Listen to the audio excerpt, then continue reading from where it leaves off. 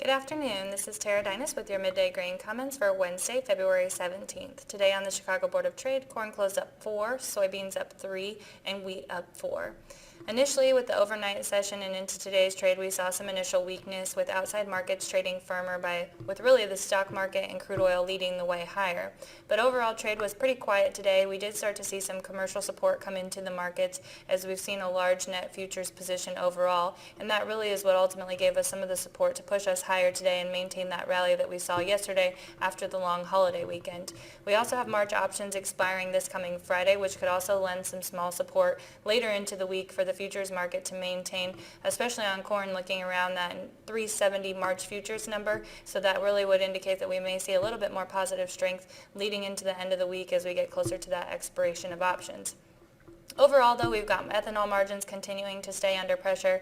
We saw no export sales announced today. There is the possibility for more export sales to come into the market later this week, but we also are limited on our upside movement because of the lack of demand, and we are really continuing to focus on South America as we hear Brazil's double crop, their safrinha crop as they refer to it, is now underway with planting this week. So a lot of those demand side things and the supply side is also going to keep us pretty limited as far as our upside momentum moving forward.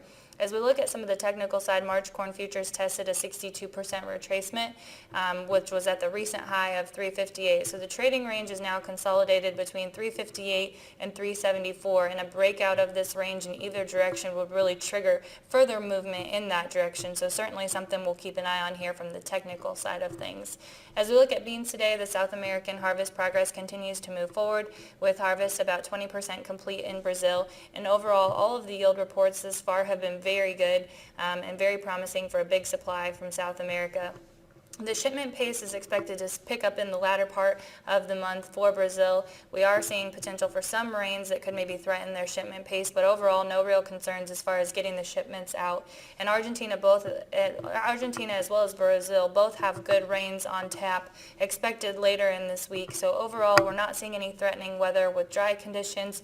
The rains are mild enough that things are looking to be pretty optimistic overall as far as their weather patterns, harvest progress, and really getting into that double crop on the safrinha crop. So we obviously have upside potential for soybeans remaining very limited with the South American production that we're going to continue to hear more about, and then also with potential concerns about further reductions in the USDA's crush projections as we saw earlier this week and moving forward. So a very choppy sideways market as we move forward. That's expected this week. Obviously some limited upside potential and just a lack of fresh news into the marketplace. The next big thing we've got coming up is here at the end of the month, the USDA Ag Outlook Forum, which we'll certainly be looking for more news and focus on the 2016 crop as far as what planting intentions and acres are starting to float around the countryside, and the USDA is initially throwing out there as an initial target. So that's all we've got for you today. We'll check back with you again tomorrow. Hope you all have a great evening.